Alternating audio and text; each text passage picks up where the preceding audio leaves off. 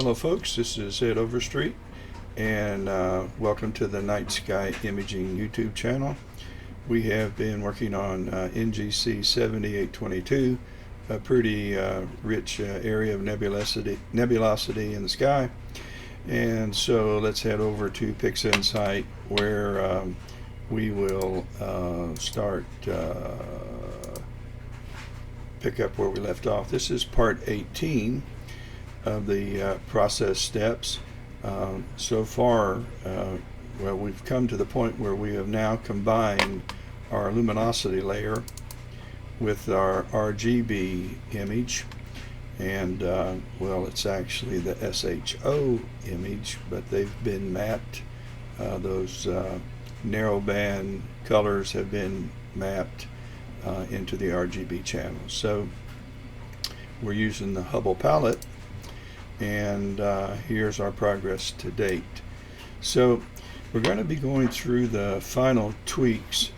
We're going to work on the stars next using I'm over here with this process, the Morphological Transformation. Then we're going to run HDR multi-scale transform, and we're going to do then some noise reduction, and we're going to be finished in PixInsight. And from there I'm going to take the image into Photoshop, where I'm going to use a plug-in by Nick Software, and specifically the Vivesa tool, to work on specific areas of the image to either enhance structure or color or contrast, or all three, and probably a little of the latter. But the image is shaping up. As far as I'm concerned, it's shaping up.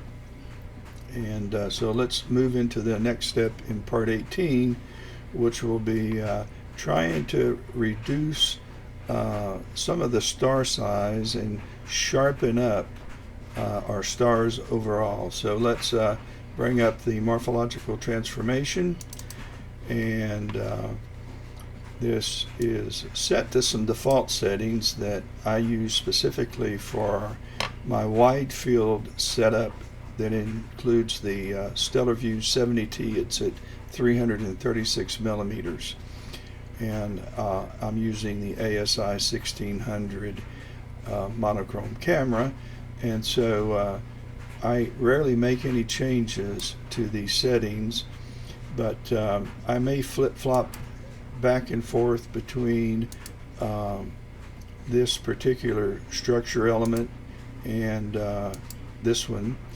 I also may vary the amount some, and possibly go up to 5 iterations. I've not changed this at all, and I've always left this for the most part on morphological medium. But if you need to dilate or increase the size, or if you want to decrease the size, you may play around with erosion minimum, dilation.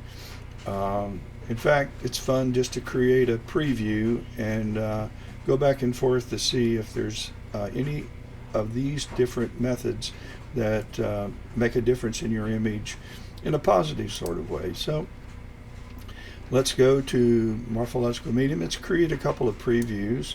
I'm going to do that by going up to this particular shadow box, and let's make one right. Oh, let's go in here. We got a lot of stars, and let's create a large enough area that it can do some good sampling. Let's create another preview where we have some larger stars and some nebulosity. And I'm using the previews because it's so much easier and faster, particularly after you've drizzled an image and increased the size by 2 times, because the file size is so large now that PixInsight takes a lot longer to run some of the processes. That's one of the disadvantages of drizzling. There aren't many. And let's just go ahead and zoom in on this noisy image, which we'll work on towards the very end. while I'm on that subject, when it comes to managing noise, as a rule, I do that at the very last, uh, and for different reasons. The only noise management tool that I use in the early stages is before I convert to nonlinear. And while it's in the linear mode, I will run the multi-linear transformation tool. And I've actually called that denoise because it does a good job of taking some of the noise out of the background. Or this would be noisier than it already is. And it does it with a mask. So you're protecting your structure and your stars. And so let's go ahead and let's apply this to this image, and let's see what happens to our stars.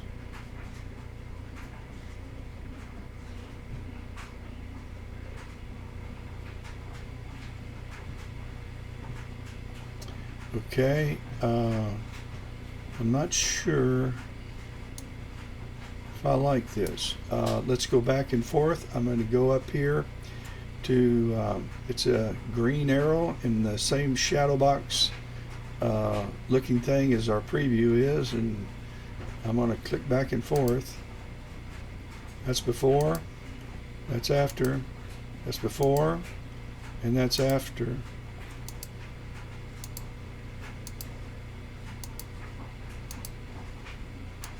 So we've reduced some of those faint stars. They're still there, but in doing so, we've also have smoothed out our background noise as a result. Let's try moving over to this structure and apply. Even on this preview, it takes 9-10 seconds to run this process. Okay, I think I like this a little better. I do. I think this works on the stars better. It more appropriately fits the smaller stars. Let's raise the amount slightly.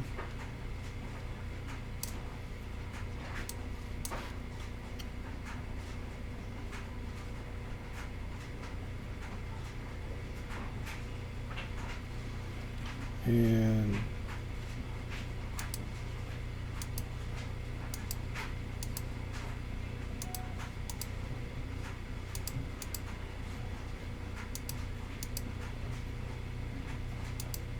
okay, let's try our other preview, which has some large stars in it, and the structure may not work well with these larger stars. And let's go back and forth again. But it does. Works great. And it's having a nice smoothing effect on the noise in the background. So we're going to go ahead and we can remove our two previews. I go up here and hit this red check box in this shadow box, and let's just go ahead and apply the morphological transformation tool to the whole image. Okay, we're done. We're going to change the name of this, and we're going to put on here morph. Oop, wrong keys, Ed. And trans. And we'll know what that is. And we're going to take this and just bring it over here.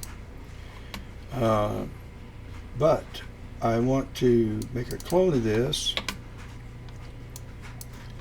before I put that back. And what I want to do is create another preview now that we have decided on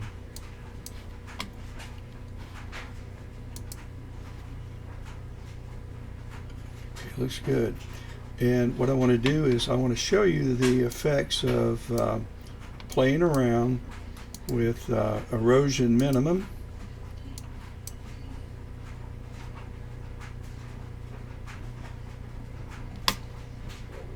And we've really taken a stab at the stars here by reducing them, but see what it's done to them. And it's a look I don't like. We go back and forth, but it's reduced them. Let's drop this back down to 40.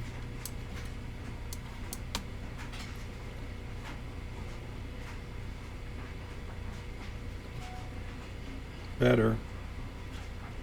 Let's drop this down to 30. 20, I mean.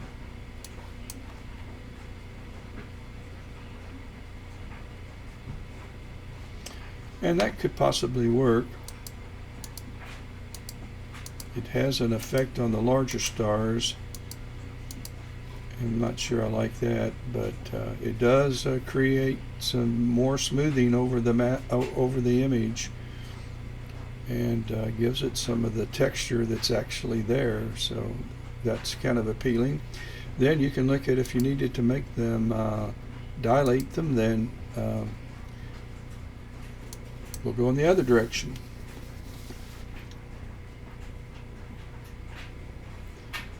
Okay, and let's take a look and see what effect. So we're small and we're a little larger.